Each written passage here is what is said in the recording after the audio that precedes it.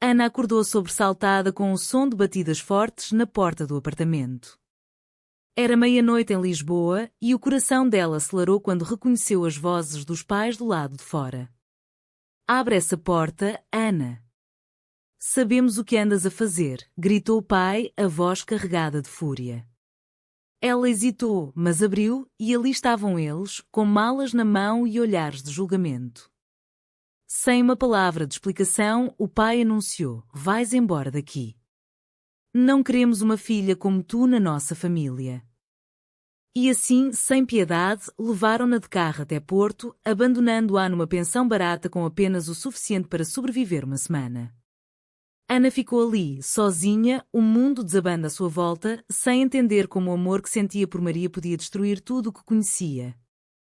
Na manhã seguinte, Ana ligou para Maria, a voz trêmula ao contar o ocorrido. Maria, que vivia em Lisboa, ficou em choque.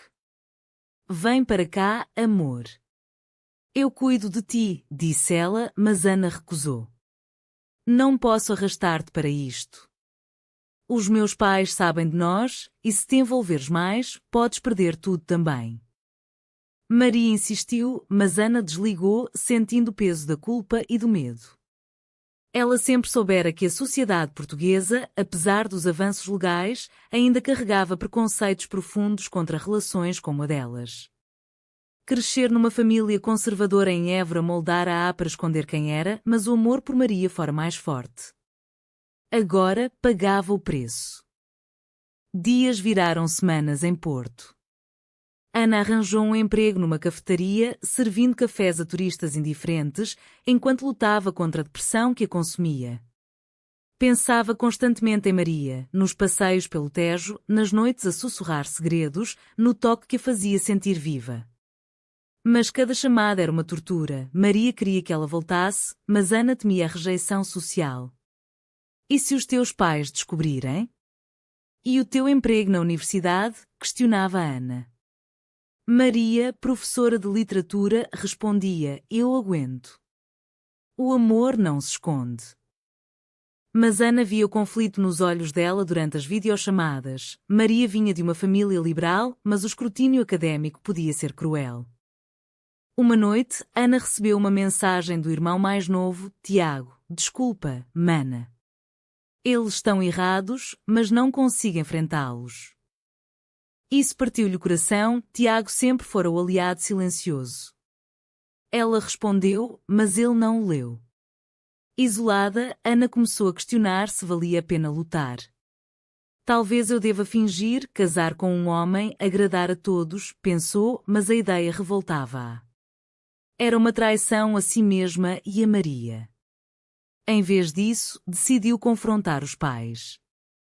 Ligou para casa, mas a mãe atendeu e desligou ao ouvir a voz dela. O pai enviou uma mensagem: "Não és mais da família." Ana chorou até adormecer, o peso da rejeição esmagando-a. Maria não desistiu.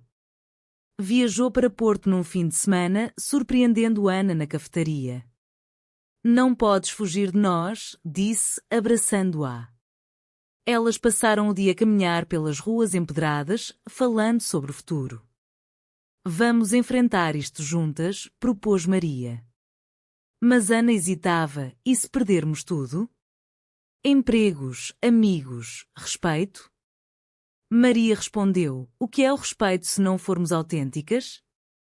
Naquela noite, no quarto da pensão, conversaram sobre os medos profundos: Ana de ser abandonada novamente, Maria de falhar em proteger quem amava. Foi um momento de vulnerabilidade, onde as máscaras caíram, revelando as cicatrizes da sociedade que as moldava. A tensão aumentou quando Ana descobriu que os pais tinham espalhado rumores na vila natal. Amigos de infância viraram as costas, e até primos distantes comentavam nas redes sociais. "Como pode uma rapariga decente escolher isso?", lia-se. Ana sentiu a raiva crescer. Não era uma escolha, era quem ela era. Decidiu voltar a Lisboa, mas em segredo, ficando com Maria. Lá, enfrentaram olhares curiosos dos vizinhos, sussurros no supermercado. Maria perdeu uma oportunidade de promoção na universidade quando um colega conservador insinuou que a orientação dela afetava a imagem institucional. Vês? É isso que eu temia, disse Ana, culpando-se. Maria rebateu, não é culpa tua. É deles. O conflito interno de Ana aprofundava-se. Sonhava com reconciliação, mas a realidade era cruel. Numa terapia que Maria insistiu, Ana desabafou, sinto-me suja por causa deles. A terapeuta ajudou-a a ver que o problema era societal, não dela. Mas o dano estava feito, Ana tornava-se distante, questionando o relacionamento. Talvez devêssemos parar, sugeriu uma vez, partindo o coração de Maria. Não digas isso. Lutamos por isto. A discussão escalou com acusações voando, Ana de covardia, Maria de ingenuidade. No fim, abraçaram-se, mas a ferida permanecia. Meses passaram e a vida em Lisboa tornava-se uma batalha diária. Ana arranjou emprego numa livraria, onde se refugiava em livros sobre identidade e resistência. Maria, por sua vez, envolvia-se em grupos de apoio LGBT, trazendo para casa histórias de outros que enfrentavam o mesmo. Vês? Não estamos sozinhas, dizia. Mas Ana via apenas os riscos. Uma amiga do grupo fora despedida, outra agredida verbalmente. Portugal mudou, mas não o suficiente, respondia Ana. O medo paralisava-a e ela evitava demonstrações públicas de afeto, magoando Maria. Uma virada veio quando Tiago apareceu à porta. Fugi de casa. Não aguento mais o silêncio deles, confessou. Ana abraçou-o, mas o pânico instalou-se. Os pais podiam acusá-la de influência negativa. Maria acolheu-o, oferecendo sofá. Tiago revelou segredos familiares. O pai lutava com a própria homofobia enraizada na educação católica, a mãe temia o julgamento dos vizinhos. Eles amam-te, mas não sabem como, disse. Ana chorou, vendo pela primeira vez a humanidade nos pais. Mas a raiva persistia, amor não abandona. Com Tiago por perto, a dinâmica mudou. Ele incentivava a Ana a confrontar os pais, mas ela hesitava. Maria, sentindo-se excluída, discutiu: estou aqui por ti, mas pareces mais preocupada com eles do que conosco. Ana admitiu: tenho medo de te perder por causa disto. A honestidade fortaleceu-as, levando a decisões conjuntas. Decidiram casar-se, não por rebelião, mas por compromisso. Vai ser o nosso statement, disse Maria. Ana concordou, mas o planeamento trouxe novos conflitos. Quem convidar? Como lidar com a família? Os pais de Ana descobriram através de Tiago, que acidentalmente mencionou. Uma carta chegou: não aprovamos, mas não interferimos. Era um progresso mínimo, mas Ana via como traição o silêncio. Maria incentivou: é um passo. Dá-lhes tempo. Mas o tempo escasseava, o casamento aproximava-se e Ana lutava com dúvidas éticas. Estou a forçá-los a aceitar? Ou a magoá-los mais? A mãe ligou uma vez, chorando: por que isto, filha? Ana explicou: porque amo. A chamada terminou em impasse, deixando Ana destruída. No trabalho, Ana enfrentou preconceito. Um cliente recusou ser atendido por gente como ela. O chefe, solidário, defendeu-a, mas o incidente abalou a Maria. Ao saber, enfureceu-se: vamos denunciar. Mas Ana preferiu o silêncio, temendo escalada. Isso criou tensão. Maria via passividade, Ana via sobrevivência. Uma briga explodiu. Estás a deixar que te pisem, acusou Maria. E tu queres guerra constante, rebateu Ana. Reconciliaram-se, mas o cansaço acumulava-se.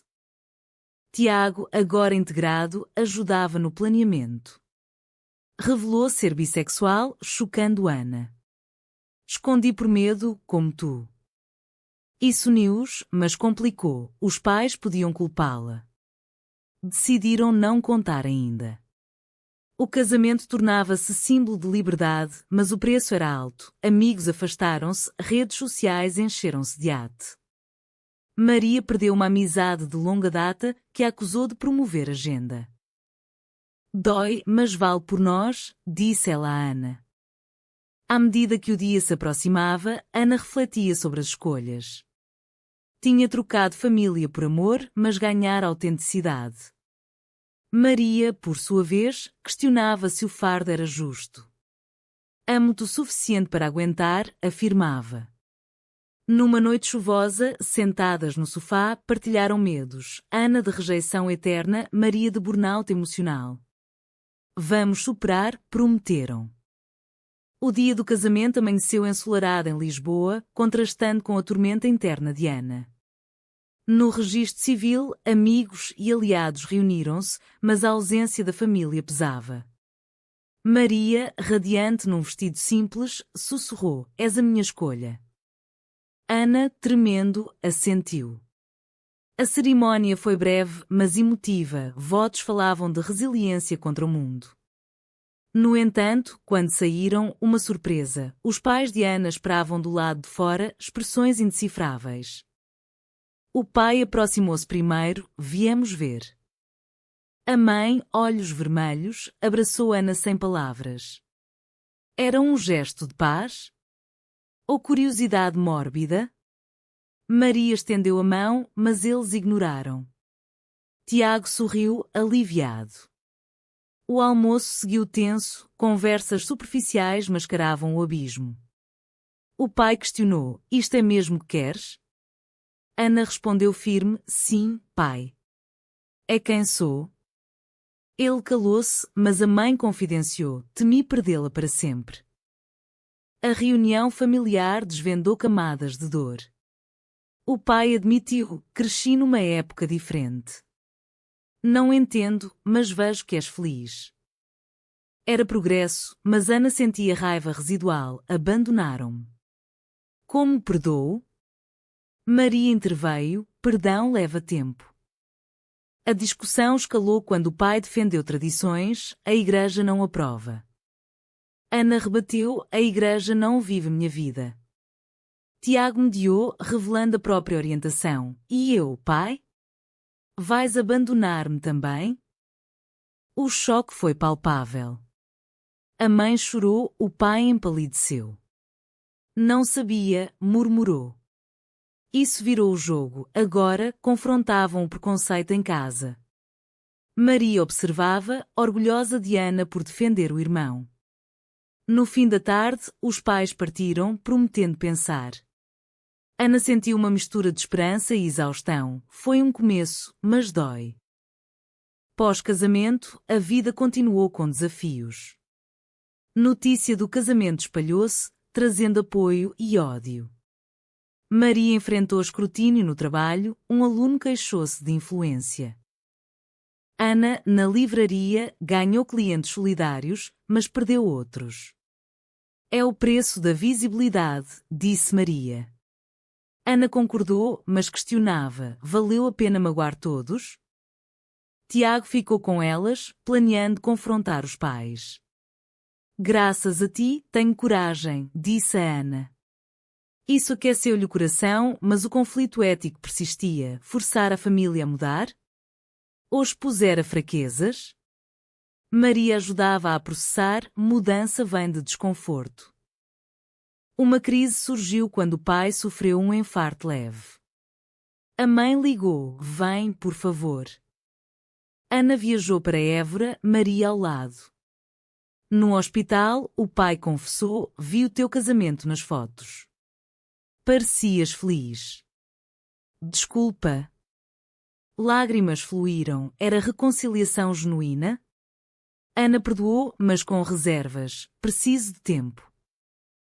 De volta a Lisboa, Ana refletia sobre as escolhas. Tinha perdido inocência, ganhado força. Maria, o pilar, admitia cansaço. Lutei por nós, mas sinto o peso. Ana prometeu: partilhamos agora. Com o tempo, a família começou a curar. Visitas esporádicas tornaram-se regulares. O pai, recuperado, tentava entender, lendo livros sobre LGBT. A mãe cozinhava para elas, gesto tímido de aceitação. Tiago voltou para casa, mas visitava frequentemente. Vocês pavimentaram o caminho, dizia. Ana via progresso, mas cicatrizes permaneciam, noites de insônia, revivendo o abandono. No trabalho, Maria ganhou promoção, provando resiliência. Ana publicou um artigo anónimo sobre a experiência, inspirando outros. Mas o backlash veio, ameaças online, fazendo-as cautelosas. Sociedade ainda resiste, notou Maria. Ana concordou, mas resistimos mais. Um conflito surgiu com uma amiga de Maria, Sofia, que invejava a relação e tentou sabotar, espalhando rumores. Ela sempre quis, acusou Ana. Maria defendeu, é ciúme, não traição. A discussão testou confiança, Ana via traição, Maria via mal-entendido. Resolveram confrontando Sofia, que admitiu, tive medo de perder a amizade. Perdão veio, mas lição ficou, relações exigem vigilância. Ana enfrentou dilema moral ao descobrir uma prima jovem lutando com a identidade. Ajudo-a, questionou. Maria incentivou, sim, mas com cuidado. Ana guiou-a, tornando-se mentora, mas temia repercussões familiares. É o ciclo quebrando, pensou. O auge veio num evento familiar, aniversário do pai. Todos reunidos, tensão no ar. O pai toasted à família tal como é. Era a aceitação? Ana sentiu validação, mas questionava sinceridade. Maria sussurrou, é real? No entanto, um tio conservador confrontou, isto vai contra Deus. Ana defendeu, amor não ofende Deus. O debate dividiu a sala, mas o pai apoiou-a, basta. Era vitória. Pós-evento, Ana e Maria refletiram, pagamos caro, mas ganhamos liberdade. Tiago anunciou namorado, testando os pais novamente. Eles aceitaram, devagar. Ana viu mudança geracional. Mas danos emocionais persistiam. Ana teve recaídas de depressão, Maria de ansiedade. Terapia ajudou, reforçando, escolhas têm custos. Anos depois, Ana e Maria construíram uma vida estável, com casa própria e rede de apoio. A família, transformada, visitava regularmente. O pai, agora avô adotivo de um cão que adotaram, brincava. Quem diria? A mãe partilhava receitas, construindo laços. Tiago, casado, creditava-as pela coragem. Mas reflexões profundas vinham, Ana questionava se o sofrimento valera. Podia ter escondido, evitado dor. Maria respondia, mas não seríamos nós. Sociedade evoluía, com mais direitos, mas preconceitos persistiam. Elas envolviam-se em ativismo, ajudando outros. Numa noite, Ana confidenciou, o abandono moldou-me, mas não definiu-me. Maria assentiu, somos mais fortes juntas. O amor delas, testado, florescia. No fim, a jornada ensinava, escolhas definem, mas custos questionam. Foi certo forçar a família a mudar ou egoísta?